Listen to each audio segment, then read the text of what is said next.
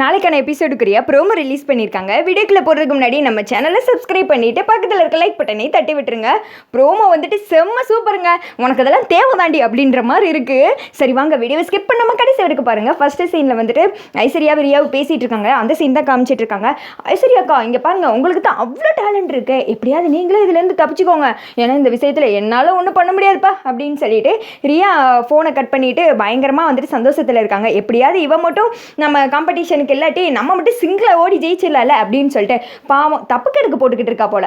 இந்த பக்கம் ஐஸ்வர்யா, அடி பாவி நீ ஒரு ஆளுன்னு உங்ககிட்டலாம் நான் ஹெல்ப் கேட்டேன் பார்த்தியா, என்ன நான் போட்டிருக்க இந்த செருப்பிட்டையே அடிச்சுக்கணும் அப்படின்ற மைண்ட் செட்டில் இப்போ என்ன பண்ணுறதுன்னு தெரியலையே. இவ வேற காலை வாரி விட்டுட்டாலே, இப்போ அம்மா வேற இங்கே இல்லைச்சே ஜெயிலுக்குள்ளே இருக்காங்க, அம்மா இருந்தாவது ஏதாவது ஹெல்ப் பண்ணியிருப்பாங்க, வேற வழியே கிடையாது அப்படின்னு சொல்லிட்டு மறுபடியும் அத்தை எட்டி பார்க்குறாங்களா அப்படின்னு சொல்லிட்டு ஆக் அப்படின்ற மாதிரி ஆக்ஷனை போட்டுக்கிட்டு இருக்கு.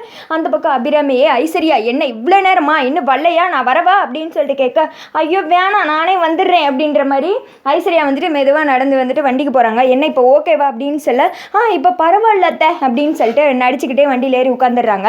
ஒரே பதட்டமாகவே இருக்காங்க. என்ன நீ வந்துட்டு ஒரு மாதிரி பதட்டமாகவே இருக்க, உடம்பு இன்னும் சரியாகலை அப்படின்னு கேட்க, அதெல்லாம் ஒன்றும் இல்லை அத்தை, நல்லா ஆயிடுச்சு, அதாவது புது டாக்டரை பார்க்க போகிறோம் இல்லையா, அதுதான் ஒரு மாதிரியே இருக்குது அப்படின்னு சொல்ல, அதெல்லாம் பயப்படாத அவங்க நல்லா பார்ப்பாங்க அப்படின்னு சொல்லிட்டு அபிராமி கூட்டு போய்கிட்டு இருக்காங்க. அங்கே ஹாஸ்பிட்டலுக்கும் போயிடுறாங்க. ஐயோ என்ன இது இந்தான்னு ஹாஸ்பிட்டலுக்கே வந்துட்டுமே போச்சு. இன்றைக்கி நம்ம வண்டவாளெல்லாம் தண்டவாளத்தில் ஏறப்போகுது, இன்றைக்கி கண்டிப்பாக வீட்டை விட்டு வெளியில் அனுப்பிச்சி விட போகிறாங்க.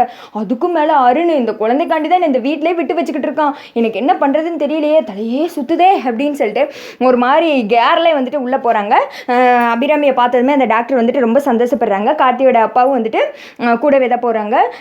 வா அபிராமி அப்படின்னு சொல்லிட்டு வெல்கம் பண்ணி உட்கார வைக்க, இவ தான் என்னோட மருமக ஐஸ்வர்யா, மாசமாக இருக்கா, நீ தான் வந்துட்டு கைராசிக்காரியாச்சே, ஆர்த்தி நல்லபடியாக பிறந்தது காரணமே நீ தான், எப்படியாவது ஐஸ்வர்யா வயிற்றில் இருக்க குழந்தை ஆனால் பொண்ணா நல்லபடியாக பிறக்குமா, என்ன ஏது நீ சொன்னால் போது அப்படின்னு சொல்ல, அதெல்லாம் நான் பார்த்துக்கிறேன் அபிராமி அப்படின்னு சொல்லிட்டு உள்ள ஐஸ்வர்யாவை வந்துட்டு கூப்பிடுறாங்க. வாமா அப்படின்னு சொல்ல ஐஸ்வர்யா உள்ள பதட்டத்திலே போகிறாங்க. போச்சு இன்னைக்கு நான் அவ்வளோதானா அப்படின்னு சொல்லிட்டு பயத்தில் போய் படுக்கிறாங்க. டாக்டர் வந்துட்டு செக் பண்ணி பார்க்குறாங்க.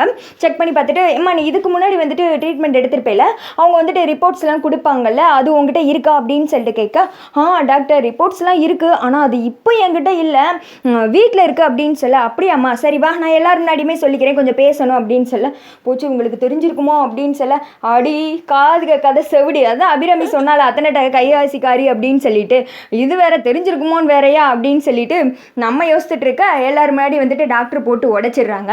இவங்க வந்துட்டு கர்ப்பமாகவே இல்லை, நீங்கள் என்ன கர்ப்பமாக இருக்கேன்னு சொல்லி சொன்ன அபிராமி அப்படின்னு சொல்ல, அபிராமி கார்த்தியோட அப்பா எல்லாருமே பயங்கர ஷாக் ஆகி இப்போ ஐஸ்வர்யாவை பார்த்துட்டு இருக்காங்க. ஐஸ்வர்யா வந்துட்டு ஒரு மாதிரி அப்படியே தலை குனிஞ்சு அப்படின்னு சொல்லிட்டு பதட்டத்திலே நின்றுக்கிட்டு இருக்க. அதோட பார்த்தீங்கன்னா இந்த வீடியோ வந்துட்டு முடிஞ்சிருது. இது உண்மையாகவே நடந்திருக்கா இல்லை இது ஐஸ்வர்யாவோட கனவா, ஒருவேளை செக் பண்ணும்போது இப்படிலாம் நடக்குமோ, டாக்டர் சொல்லிடுவாங்களோ அப்படின்னு சொல்லிட்டு ஐஸ்வர்யா யோசித்து பார்க்குறாங்களான்னு தெரியலை. பட் ப்ரோமோ வந்துட்டு இந்த மாதிரி தான் வந்திருக்கு. பட் இது உண்மையாக இருந்துச்சு அப்படின்னா இத்தனை நாள் அந்த திட்டின டேரக்டரை வந்துட்டு ஏதோ ஒரு 5 நிமிஷம் நம்மளால் முடிஞ்ச பாராட்டை வந்துட்டு சொல்லலாம். ரைட்டு தானே மக்களே, ஏன்னா ஐஸ்வர்யாவும் அடிபடணும் இல்லை, ஒரே அடியே கொடுத்துட்டு இருந்தா எப்படி, அதுக்கேற்ற மாதிரி மாட்டிட்டு அவள் வீட்டை விட்டு வெளியில் அனுப்பணும், இல்லாட்டி அருணே வந்துட்டு கழுத்து பிடிச்சி வெளியில் தள்ளணும்.